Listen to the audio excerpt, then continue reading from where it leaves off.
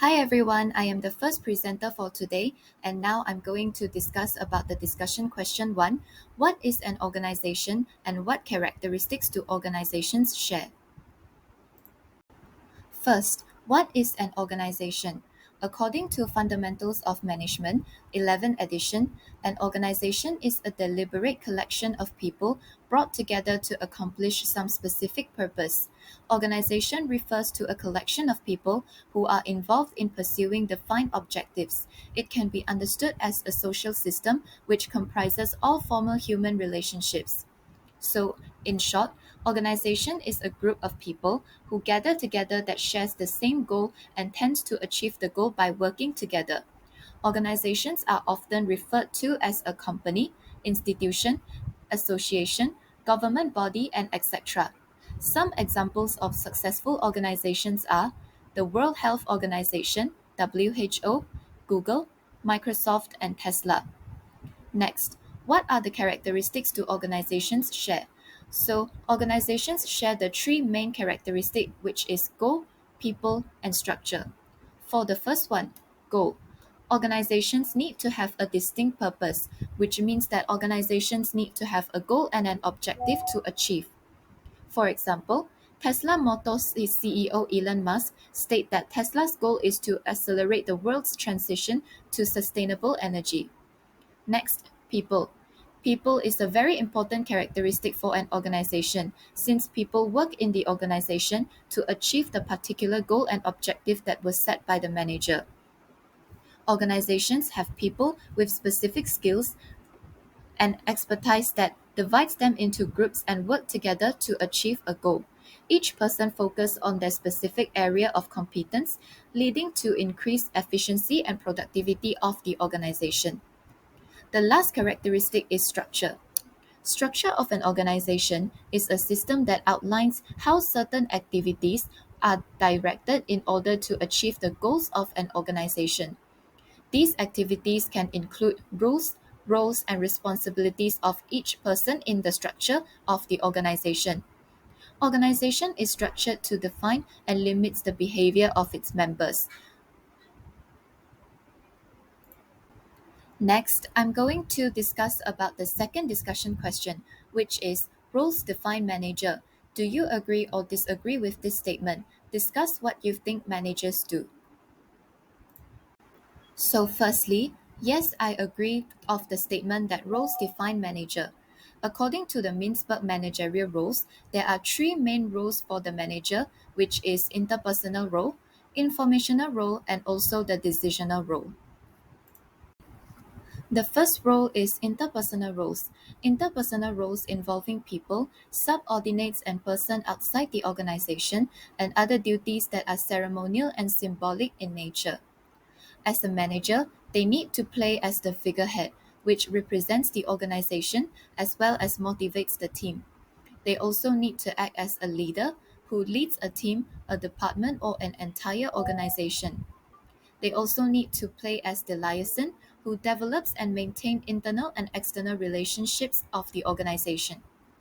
It is important for the manager to have interpersonal skills to communicate and connect with others in or outside the organization in order to lead a business. Need to act as the disseminator that shares data and communicates it effectively with everyone inside and outside the organization. They also need to act as a spokesperson that speaks for the organization, defending the company's interest. As a manager, it is important for a manager to be informative about the organization's information in order to be able to share and handle all the correct information regarding the organization. The last role is the decisional roles. Decisional roles entailing making decisions and choices. As a manager, they need to be the entrepreneur, which organizes and run business processes in the organization. They also need to be the disturbance handler, who fixes the problem and maintain productivity of the organization to prevent loss of the organization. They also need to be the resource allocator to determine how and where to apply organizational resources to prevent waste of resources in the organization. They also need to be the negotiator who participates in negotiations with the people in and outside of the organization in order to try to reach their goals. It is important for a manager to make the correct decision since other people in the organizations are depending on the manager to make decisions since a manager acts as a leader for the organization. Lastly, we will discuss about what managers do. So, throughout the presentation, we can highlight that managers have three main responsibilities, but not limited to act as a leader, setting goals and objectives, and also making decisions. As a manager, they need to act as a leader to lead others in the organization and act as a motivator for others to ensure the operation of the organization. They also need to set goals and objectives in order to have a guideline for others in the organizations to follow. They also need to be making all the right decisions for the organization. Managers are responsible for achieving goals and objectives of an organization through managing its resources, such as human, financial, and also the operational resources. So that's all from me for today. Thank you. Hi, my name is Lavinia. For the third discussion, in today's environment, which is more important to organization, efficiency or effectiveness? Explain your choice. In my opinion, effectiveness and efficiency plays a really big role in management, and effectiveness plays a bigger role, a dominant than efficiency. This is because everyone is concerned with high quality products, because production of high quality products increase the demand in market and also fulfill customer needs. Higher quality products outcome can boost brand loyalty among customers, and organizations are able to raise their prestige in market and also growth can be achieved. Let me brief you next what's the meaning of effectiveness and efficiency. Effectiveness is focused on getting maximum output with the least amount of time and effort, which is doing the right things, and effectiveness is focused only on results. But efficiency is using the least amount of inputs to achieve the highest amount of output and doing the right things, and also efficiency is focused on the process only. Let me brief you with an example. Example, company A produces only 500 shoes, which is more than company B, which is only 450 shoes. But the quality of company B shoes is 10 over 10, but company A is only 9 over 10, and their sales return is 20%. Meanwhile, company B 45% sales return. We can conclude that company B is more effective than company A. The last part is my conclusion. Organization need to strike a balance between efficiency and effectiveness. Being efficient ensures optimal use of resources, while being effective ensures that the organization is achieving its objectives and making a positive impact on its stakeholders. The most successful organizations are those that can harmonize these two essential aspects of management. My name is Tan Jia-Ying, and now I'm going to present the fourth discussion question.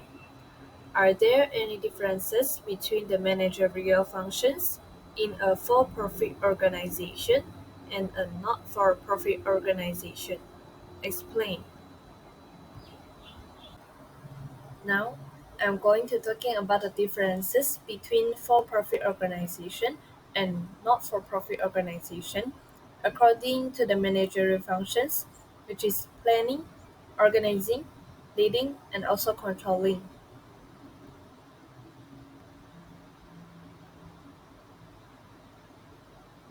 Planning in for-profit organization revolve around profit maximization.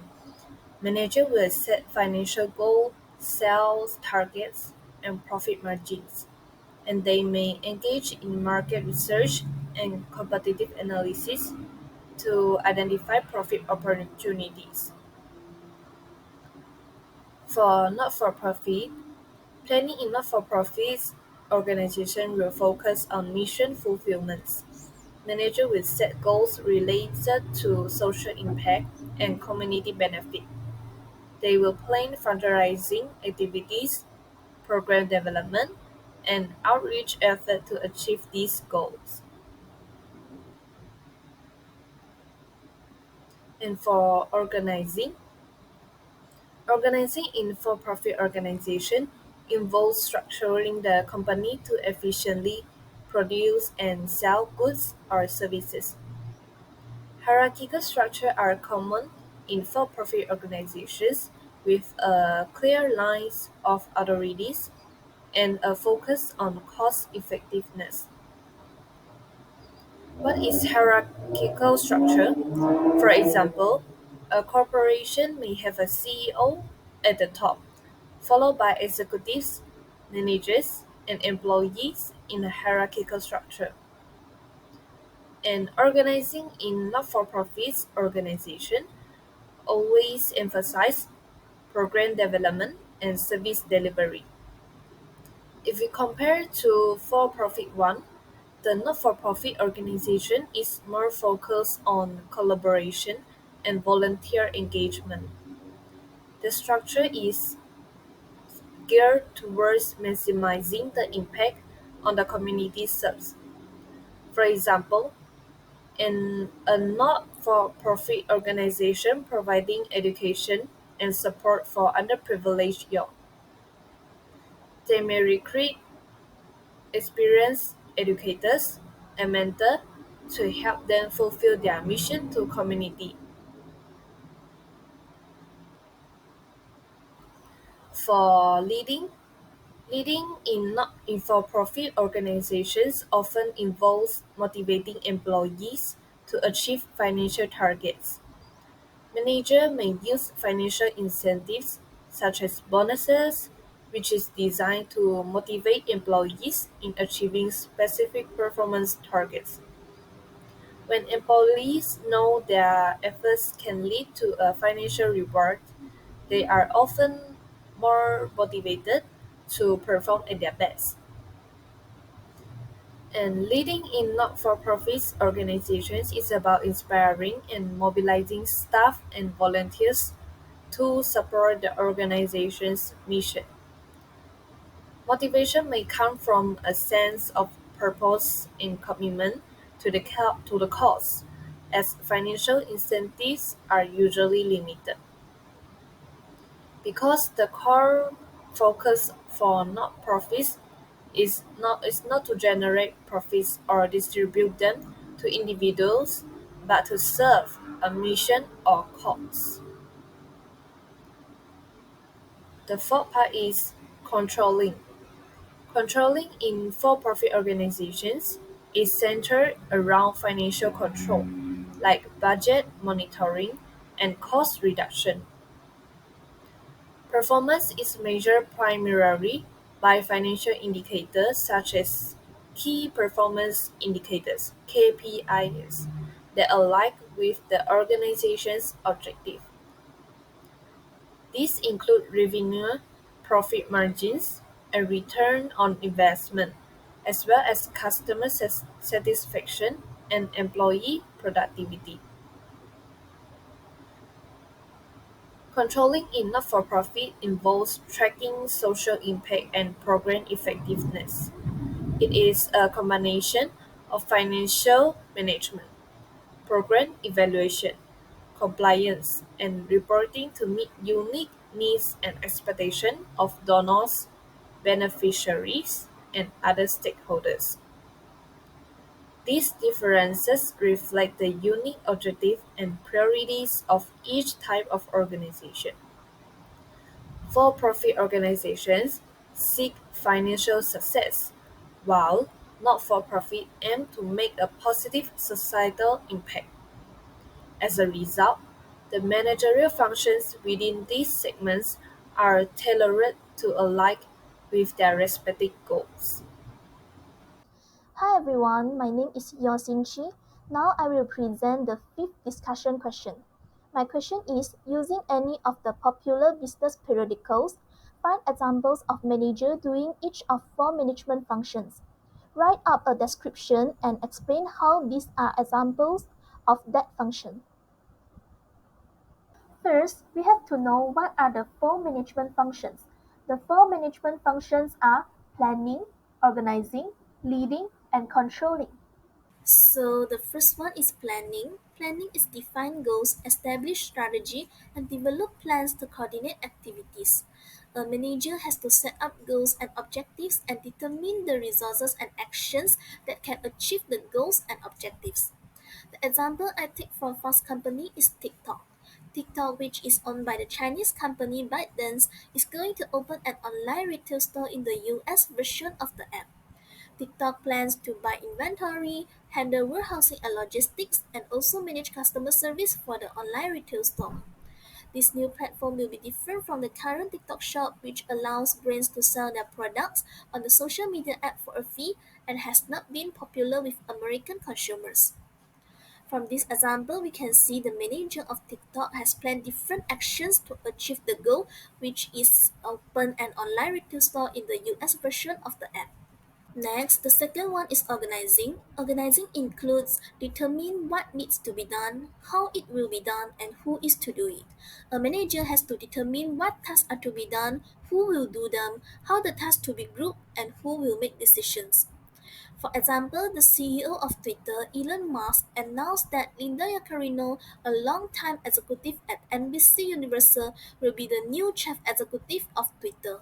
According to Elon Musk, Linda Yaccarino will handle the business side of the company while he focuses on product design and technology. From the example, the CEO of Twitter, Elon Musk, had determined who will be the new CEO of Twitter.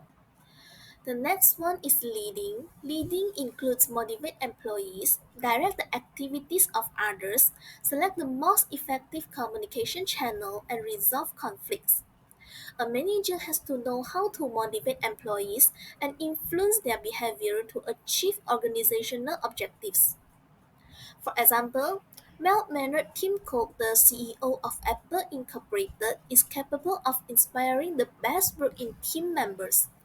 Harvard Business Review has classified this type of leaders as multiples, which means leaders who can make employees smarter, more innovative, and more competent via their leadership style.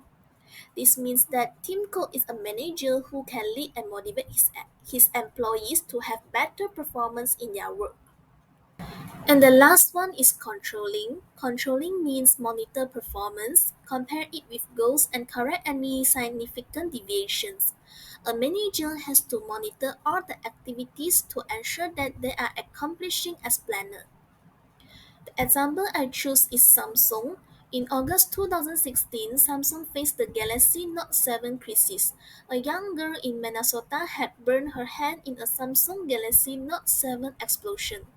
At the same time, there were countless complaints about how these phones were overheating and exploding like bombs.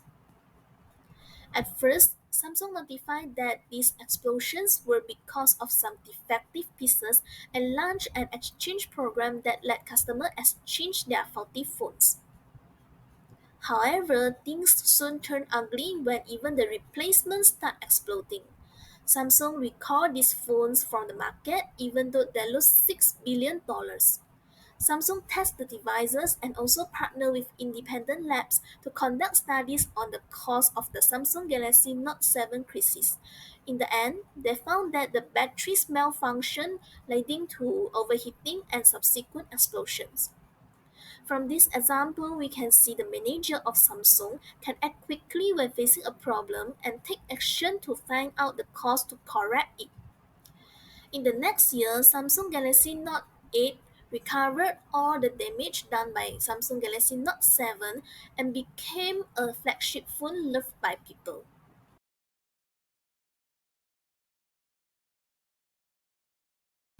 Hi, my name is Wei Ling.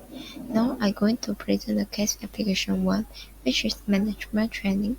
From this topic, we have come out a summary. First of all, Walmart is the world's largest retailer and it has more than 11,700 retail units in 26 countries. Walmart recent annual revenue was more than 485.3 billion with a profit of more than 30.6 billion. Walmart academic training programs are created in order to help those employees in lower-level management positions be more successful in 2016. The week-long training includes 150,000 store supervisors and department managers. The goal of management training is to help to transform the in-store shopping experience into a consistent positive one. Brick-and-mortar retailers face increasing competitive pressure from Amazon and other online sellers, so they are forced to provide something that can make customers want to come to their store again and again. Walmart needs a well-trained and engaged workforce to create a more pleasure in-store shopping experience. Walmart started to focus back to train their employees to be attentive to customers. Walmart spent $2.7 billion on employee training and raising employee wages as Walmart thinks that this effort is vital. There are some companies that eventually don't focus on training managers. From the statistics, it shows that 36% feel unprepared to transition into managerial role, and 58% don't receive any training to help them make transition. Not only that, 48% feel in that transition. Hi everyone, this is the first question for case application 1. Why will a company want employees in low level management positions to be more successful in their careers? This is the answer for question 1. The first one is efficiency. Efficient managers have the ability to optimize processes, enhance output, and guarantee smooth communication within their groups. Second one is effectiveness. Skilled managers can make better judgment, solve problems, and achieve organizational goals. The third one is employee development. By investing in the growth and development of low-level managers, company can create a pipeline of future leaders, fostering employee loyalty and retention. The fourth one is succession planning. Management development at all levels ensure a pool of qualified candidates for higher level position. This is so that the companies can reducing the need for external hiring. I'm Nimroin, and now I would like to talk about the second question in the case application 1, which is the question 111. What benefits and challenges do you see to a training program such as this? So, this is about the benefits of a training program, such as the training program that mentioned in the case application 1, which is the Walmart Academic Training Program. To begin with, it can enhance collaboration between the employees. As all the employees of the same department participate in the same program, they are most probably divided into the different teams and carry out the activities together. So during the team activities, the employees will enhance their ability to actively participate and contribute to the team activities.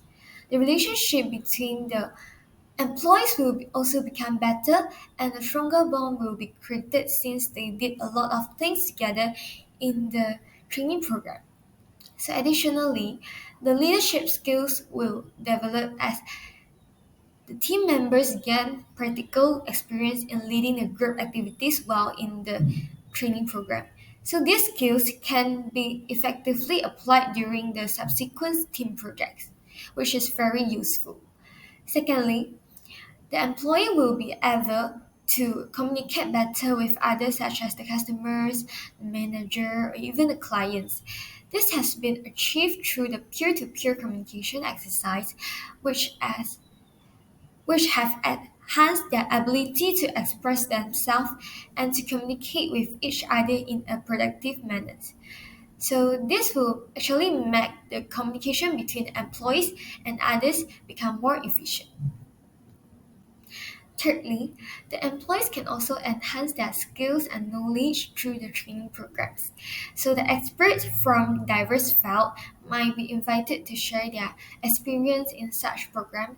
For example, an IT expert can teach employees about the Microsoft Office, video editing, Photoshop, or even teaching them coding to help them to do their jobs in more efficient way and save time. When employees acquire knowledge from diverse fields, they are better able to make decision because their knowledge allows them to see things from different perspective.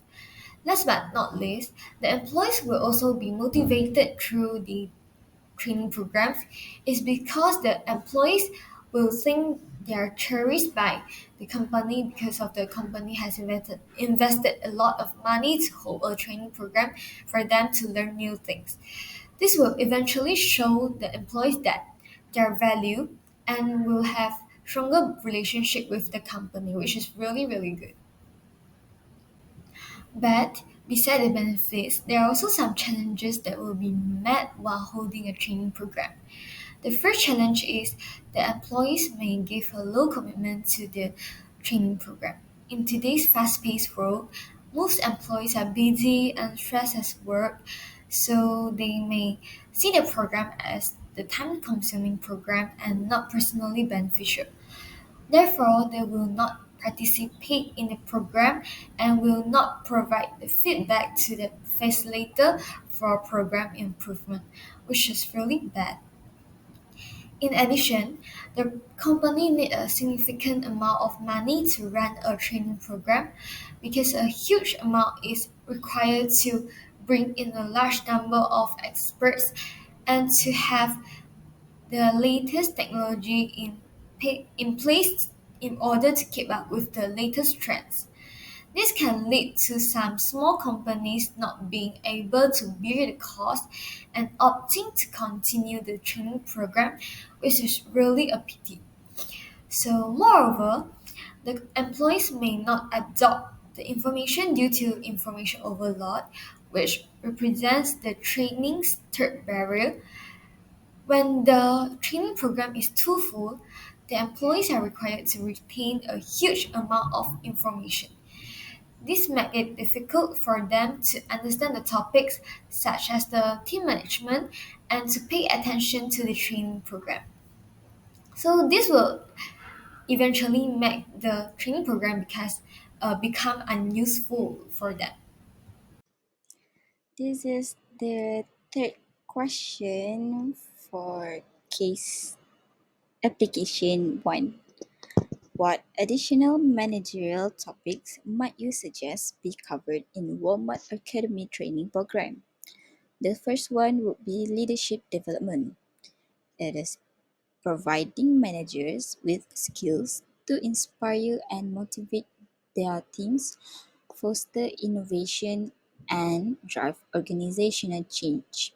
The second one is performance management, training managers on setting performance goals, conducting performance evaluations, and providing constructive feedback.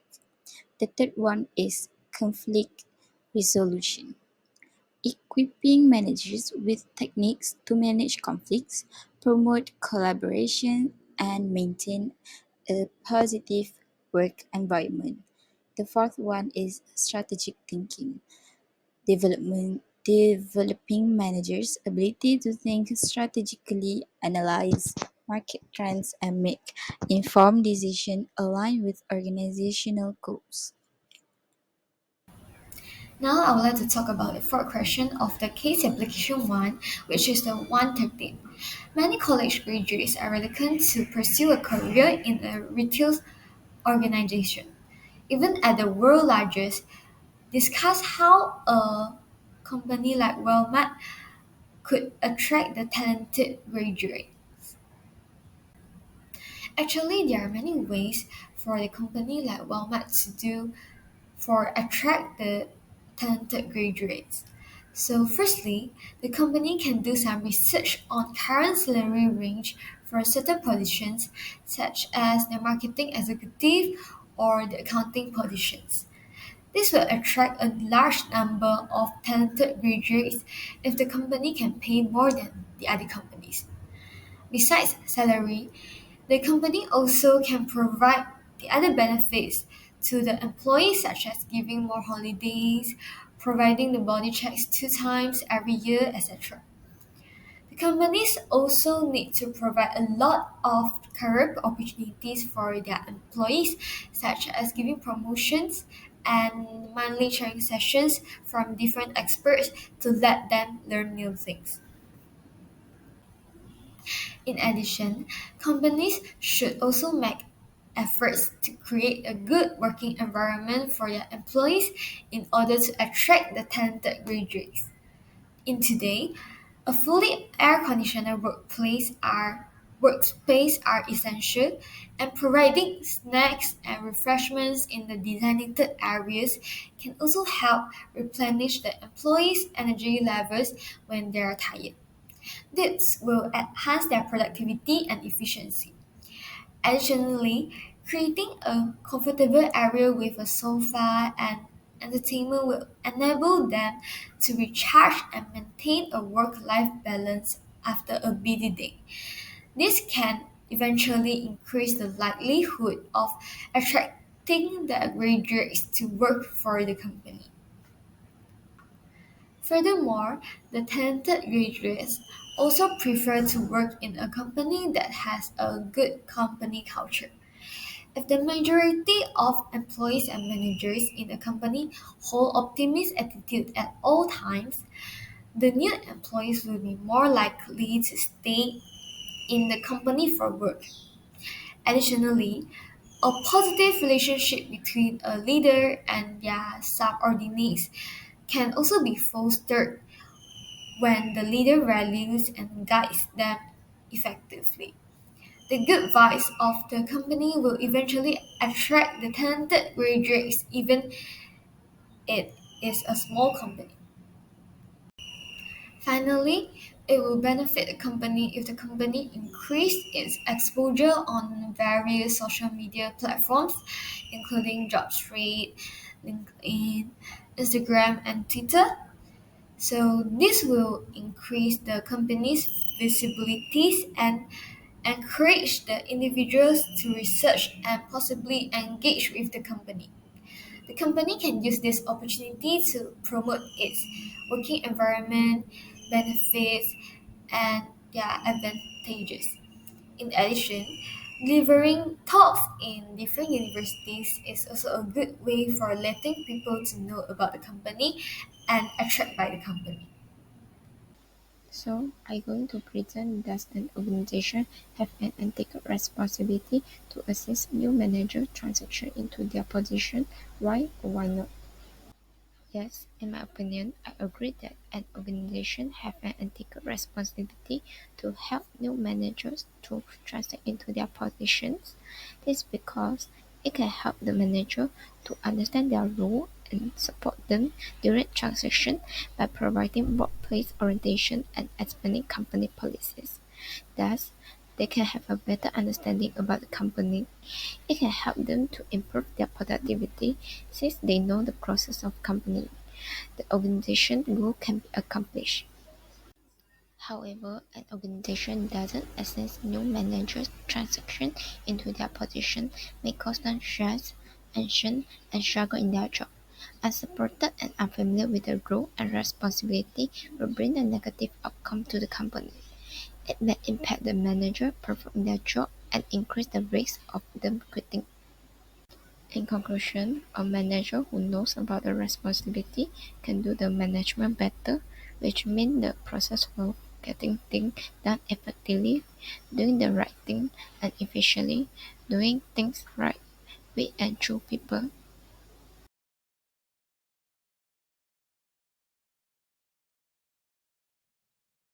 Hello everyone, my name is Putrati Nurul Askia, and right now I'm going to tell you the 10 points of summarize from case 2.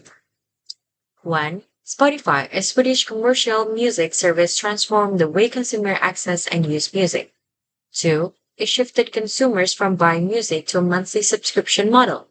3. Spotify is somewhat unique in this field as they have recognized the need for management within the organization. 4. Spotify employs a flat organizational structure favoring speed and adaptability over complex hierarchies. 5. The company utilized a unique management structure with squads, the fundamental units. For 6, squads work collaboratively without a traditional manager on long-term missions. 7. Tribes are groups of squad working in similar areas, allowing autonomy and rapid change. 8. Chapters are collections of people with similar skills providing more traditional management within squads. 9. Guilds are self-management cross-tribe groups focused on shared interests and projects. And Spotify approach seek to balance creative freedom with the need for basic management activities in a fast-paced technology industry. Hi everyone, my name is Joanne J. Nicholas. Now I'll be discussing the first question on case application 2, which is who undertakes management at Spotify?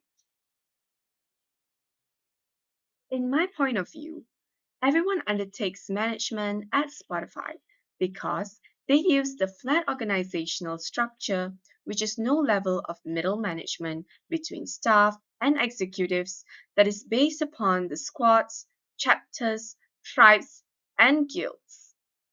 This means that management responsibilities are distributed across the organization. There are no traditional middle managers who oversees and control the work of others. Instead, individuals in squads, chapters, tribes, and guilds collectively take on management functions related to their specific work, goals, and skills.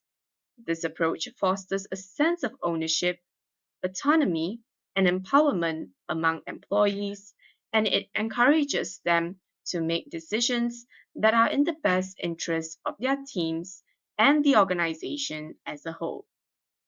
It's a unique approach to management that aligns with Spotify's values and their focus on agility and innovation. The next question is how might Spotify manage poorly performing individuals or teams?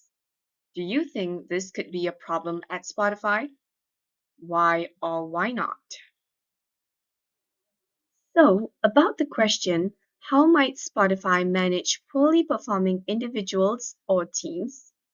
My answer would be the team leader can organize meetings occasionally to discuss their own thoughts about the poor performance, no matter by individuals or teams.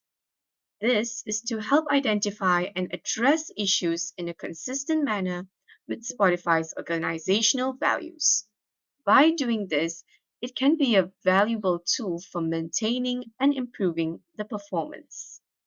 The next question, which is do you think this could be a problem at Spotify? Why or why not? In my personal point of view, I don't think this is a problem for Spotify because they are a self organizing team that can decide their own way of working. This means that everyone can be equal to each other and everyone can express any idea for the problem. That's all from me. Thank you. And now I'll pass it on to the next presenter.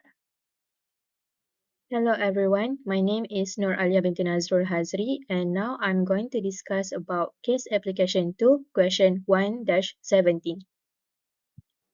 The question is, are there any similarities to traditional management at Spotify? The answer is, it was similar in terms of autonomy and teamwork. Spotify's management approach differs significantly from traditional management structures. Traditional management typically involves multiple hierarchical levels, whereas Spotify emphasizes a flat structure with minimal hierarchy. Additionally, traditional management relies on managers to make decisions and provide guidance, while Spotify's approach encourages collaboration and shared responsibility among squad members. The next question is, do you think that this approach to management will be effective at another company? From my personal point of view, I do think this approach is effective within another company as well.